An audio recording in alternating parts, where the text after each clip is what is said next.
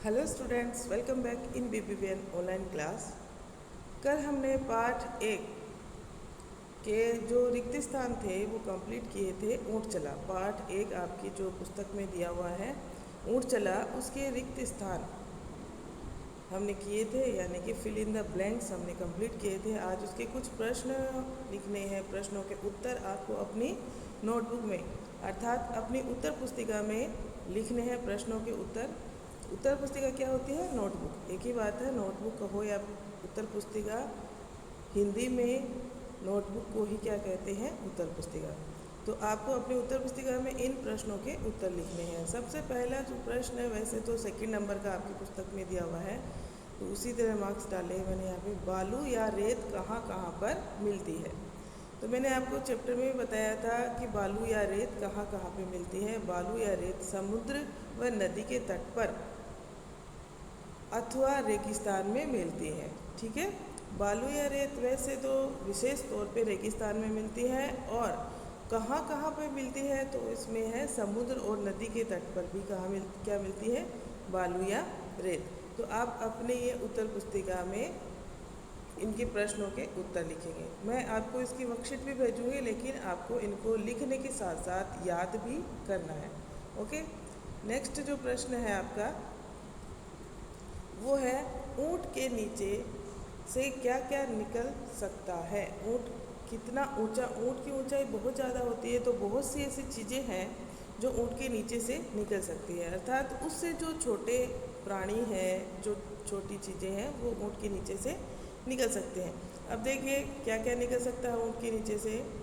कुत्ता, बिल्ली, चूहा, खरगोश इत्यादि जानवर निकल सकते हैं। इत्यादि यानी ये जानवर, और ऐसे ही कई जानवर ऊँट के नीचे से निकल सकते हैं। तो आप क्या लिखोगे? ऊँट के नीचे से कुत्ता, बिल्ली, चूहा और खरगोश निकल सकते हैं। खरगोश आदि जानवर निकल सकते हैं। ओके, आपको इस तरह से अपनी उत्तर पुस्तिका में इसका उत्तर लिखना है। ठीक है, दूसरा है प्रश्न, देखिए, किन किन चीज़ों की मदद से ऊँट पर चढ़ोगे? अब आपको ये बताना है कि किन किन चीज़ों की, ऐसे को, क्योंकि ऊँट की ऊंचाई बहुत ज़्यादा होती है, तो ऐसे ही तो है नहीं हम चढ़ जाएंगे ऊँट के ऊपर। ऊंचाई बहुत ज़्यादा होती है ना ऊँट की, तो हम ऐसे ही नहीं चढ़ सकते हैं ऊँट पे।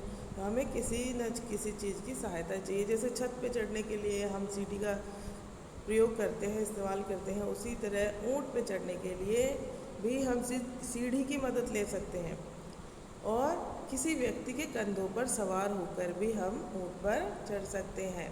तो सीढ़ी की मदद से या किसी व्यक्ति के कंधों पर सवार होकर। ठीक है, ये दोनों ही आ जाएंगे इसके अंदर। आगे है, देखिए प्रश्न, कविता में बै से शुरू होने वाले शब्द कौन कौन से हैं? उनके नीचे रेखा खींचो। कविता में जो बै से शुरू होने वाले शब्द हैं वो मैं आपको बता देती हूँ यहीं पे।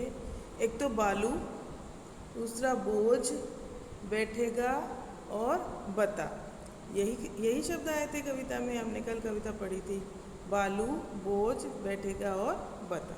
तो ये आप अपनी पुस्तक में कर लेना। ठीक है, ये उत्तर पुस्तिका में आपको नहीं करना है, पुस्तक में ही करना है।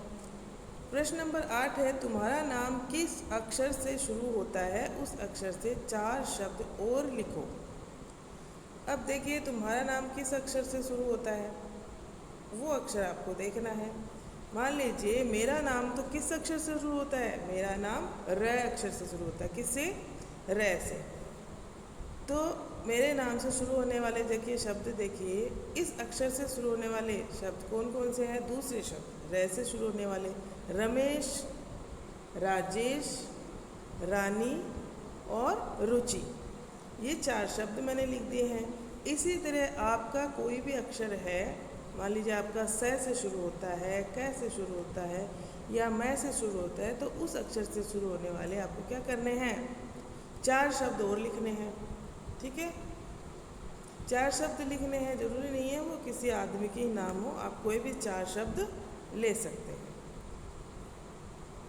अब देखिए यहाँ पे एक प्रश्न दिया हुआ है, बहुत से जानवरों को बोझ ढोने के लिए इस्तेमाल किया जाता है।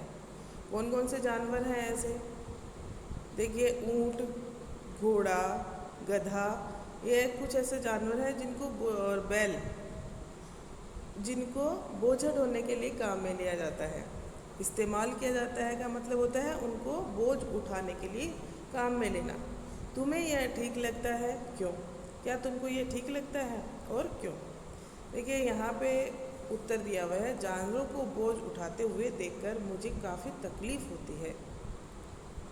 चाहे वह जानवर हो चाहे मनुष्य हो, बोझ उठाते हैं तो सभी को बराबर कष्ट होता है। ज़्यादा बोझ उठाने से उन्हें भी कष्ट होता होगा। यह उचित नहीं है। बोझा उठाने का काम अन्य साधनों से आसानी से किया जा सकता है या आसानी से हो सकता है। ठीक है। बोझ उठाने के लिए हम जैसे गाड़ियों का इस्तेमाल करते हैं, तो पहले तो गाड़ियाँ वगैरह नहीं चलती थी, इसलिए कुछ जानवरों का इस्तेमाल किया जाता था।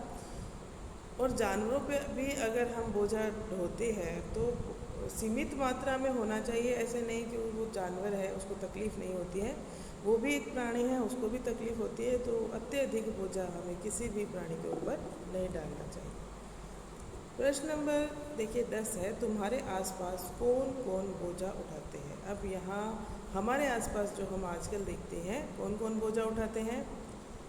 हमारे आसपास कुली आपने देखा है रेलवे स्टेशन पे कुली ही बोझा उठाते हैं। हमारे पास बहुत सारा सामान होता है तो लाल कपड़ों में पहने हुए आदमी दिखाई देते हैं ना, वही होते हैं कुली। उनकी लाल उनकी वर्दी होती है, तो हम समझ जाते हैं ये कुली है और उनको कुछ मजदूरी देके हम वो सामान उठवाते हैं। और मजदूर लोग होते हैं, घोड़े, गधे इत्यादि बोझ उठाते हैं।